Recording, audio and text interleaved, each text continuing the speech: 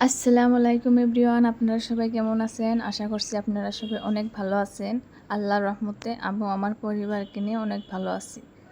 আজকে আমি করব ভেড়ার মাংস ভুনা। স্কিপ না করে পুরো ভিডিওটা দেখতে থাকুন, অনেক ভালো লাগবে। আজকে অন্তিম দেওয়ালির সময় এই ভেড়ার মাংসটা পাওয়া যায়, অন্য সময় আমাদের এখানে পাওয়া যায় না। ভেড়ার মাংসটা বছরে একবারই আমাদের এখানে পাওয়া যায়।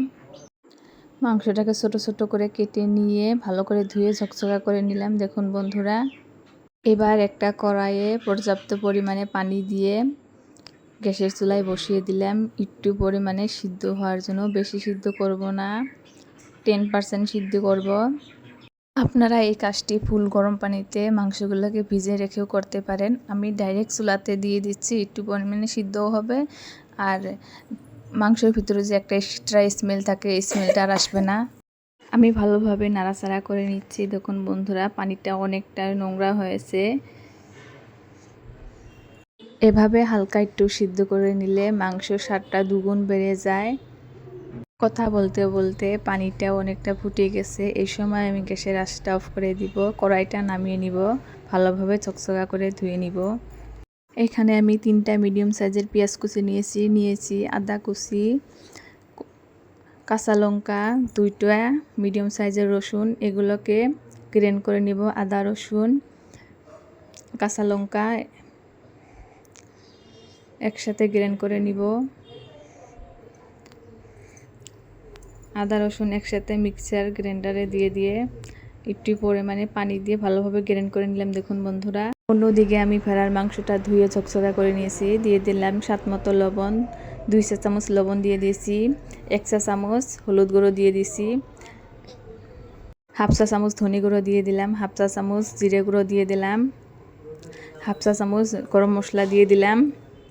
এবার গ্রেন্ড করা মশলাটা দিয়ে দিলাম, কুচানো পেঁয়াজ অর্ধেকটা দিয়ে দিলাম। এবার একটু পরিমাণ মতো সর্ষের তেল দিয়ে হাত দিয়ে ভালোভাবে মেখে নিব। ভেড়ার মাংসর আসল স্বাদটা হচ্ছে হাত দিয়ে যত ভালোভাবে মাখবেন ততই স্বাদটা দুগুণ বেড়ে যাবে। আপনারা বাড়িতে হাত দিয়ে মাখার চেষ্টা করবেন এই রেসিপিটার জন্য। মাংসটা আমার মাখানো কমপ্লিট হয়েছে। অন্যদিকে একটা চুলায় কড়াই বসিয়ে দিলাম, গ্যাসটা অন করে দিয়ে কড়াইটাকে ভালোভাবে গরম করে নিলাম। কড়াইটা ভালোভাবে গরম হয়েছে। এবার এর মধ্যে কিছু পরিমাণে সরষের তেল দিয়ে দিব।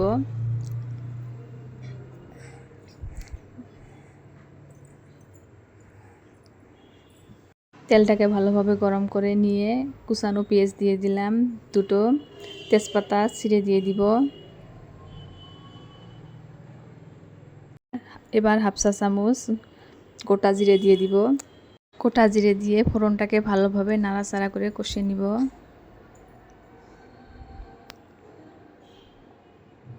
খুব সুন্দর করে কষিয়ে নিব। প্রিয় ভাই ও বোনেরা, আপনারা আমার ভিডিওটি যেখান থেকে দেখছেন প্লিজ আমার চ্যানেলটিকে সাবস্ক্রাইব করে দিবেন, অল নোটিফিকেশনটা অন করে রাখবেন যাতে আমি ভিডিও ছাড়ার সাথে সাথে আপনার কাছে পৌঁছে যায়। যারা অলরেডি আমার চ্যানেলটিকে সাবস্ক্রাইব করে দিয়েছে তাদেরকে অসংখ্য ধন্যবাদ। ফোড়নটা আমার কমপ্লিট হয়েছে। এবার মাখানো ভেড়ার মাংসটা কড়াইতে দিয়ে দিলাম, একটু পরিমাণে নাড়াচাড়া করে ঢাকনাটা লাগিয়ে দিব। নাড়াচাড়া করা হয়েছে, এবার আমি ঢাকনা লাগিয়ে দিচ্ছি। 3 মিনিট পর্যন্ত ভালোভাবে কষিয়ে নিলাম। এবার 3 মিনিট পর ঢাকনাটা খুলে দেখি মাংসটা কালারটা একটু চেঞ্জ হতে শুরু হয়েছে। আরও একটু নাড়াচাড়া করে কষিয়ে নিব। এখনই আমি কোনো পানি ব্যবহার করব না। এবার আমি গ্যাসের আঁচটা মিডিয়ামে রেখে আরও 5 মিনিট পর্যন্ত কষিয়ে নিব। গ্যাসের আঁচটা মিডিয়ামে রেখে আমি সুন্দরভাবে কষিয়ে নিলাম। দেখুন বন্ধুরা, মাংসর কালারটা অনেকটাই চেঞ্জ হয়েছে। এখানে আমি 1 কেজি পরিমাণে ভেড়ার মাংস নিয়েছি। মাংসটা আমার ভালোভাবে কষানো হয়েছে। এবার মশলা মাখানো যে পানিটা ছিল সেই পানিটা দিয়ে একটু পরিমাণে নাড়াচাড়া করে ঢাকনাটা লাগিয়ে দিব। যেহেতু একটু পরিমাণে পানি ব্যবহার করেছি তাই 5 মিনিট পর্যন্ত কুক করে নিব ঢাকনাটা লাগিয়ে দিয়ে। এবার ঢাকনাটা খুলে দেখি পানিটাও সুন্দরভাবে ফুটে উঠেছে, ঝোলটা একটু পরিমাণে আলতো হাতে নাড়াচাড়া করে আরও একটু কষিয়ে নিব। ঢাকনাটা লাগিয়ে দিলাম আরও 2 মিনিট পর্যন্ত কুক হওয়ার জন্য। 2 মিনিট পর ফিরে আসলাম। এবার ঢাকনাটা খুলে দেখি মাংসর গা থেকে পানিটা শুকিয়ে গেছে এবং মাংসর কালারটা অনেক সুন্দর এসেছে। এবার একটু পরিমাণে নাড়াচাড়া করে নিয়ে 2 মিনিট ধরে গ্যাসের আঁচটা মিডিয়ামে রেখে আর একটু পরিমাণে কষিয়ে নিলাম। ভেড়ার মাংসটা কষানো আমার কমপ্লিট হয়েছে। এবার 2 গ্লাস উষ্ণ গরম পানি দিয়ে দিব। অবশ্যই আপনারা গরম পানিটা দেওয়ার চেষ্টা করবেন। গরম পানিটা দিলে রান্নাটাও তাড়াতাড়ি হয়ে যায় আর স্বাদটাও ভালো আসে। ঠান্ডা পানি দিলে স্বাদটা ভালো আসে না। উষ্ণ গরম পানি দিয়ে মাংসগুলোর সাথে ভালোভাবে নাড়াচাড়া করে ঢাকনা দিয়ে ঢেকে দিব। অন্যদিকে আমি প্যাকেটের পাউরুটি যেটা পাওয়া যায়, আমি মিষ্টি ছাড়া পাউরুটিটা নিয়েছি। গ্যাসের চুলা অন করে দিয়ে একটা ফ্রাই প্যান বসিয়ে দিছি। ফ্রাই প্যানে খুব ভালোভাবে উল্টাপাল্টা করে পাউরুটিগুলো ভেজে নিচ্ছি। এই পাউরুটিগুলো 80% কুক থাকে, তাই বেশি ভাজতে হয় না। 2-3 মিনিট পর্যন্ত ভাজলে হয়ে যায়। আমি এখানে 3টা পাউরুটি ভেজে নিলাম। এই ঢাকনাটা খুলে দেখি মাংসর অবস্থাটা।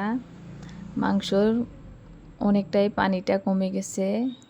একটু পরিমাণে নাড়াচাড়া করে নিলাম।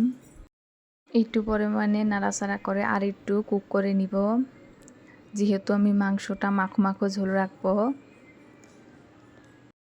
বন্ধুরা, কালারটা অনেক সুন্দর এসেছে। মাংসর ঝোলটা অনেক পরিমাণে কমে এসেছে। এই সময়ে 1/2 চা চামচ মিট মশলা দিয়ে খুন্তি দিয়ে ভালোভাবে নাড়াচাড়া করে নিলাম। দেখুন বন্ধুরা, আপনারা চাইলে নামানোর আগ দিয়ে ধনেপাতা কুচিও দিতে পারেন। আমি ধনেপাতা কুচিটা পছন্দ করি না মাংসতে, স্পেশালি মাংসতে পছন্দ করি না। দেখুন মাংসটা একটু মাখো মাখো ঝোল হয়েছে। এবার আমি গ্যাসের চুলাটা অফ করে দিয়ে গ্যাস থেকে নামিয়ে নিব খাসির মাংসটা। ভেড়ার মাংস রান্নাটা আমার কমপ্লিট হয়েছে। প্রিয় ভাই ও বোনেরা, আপনাদের যদি আমার ভিডিওর কোনো অংশ ভালো লাগে লাইক কমেন্ট শেয়ার করবেন। সুস্থ থাকেন, ভালো থাকেন। দেখা হচ্ছে পরবর্তী ভিডিওতে। আল্লাহ।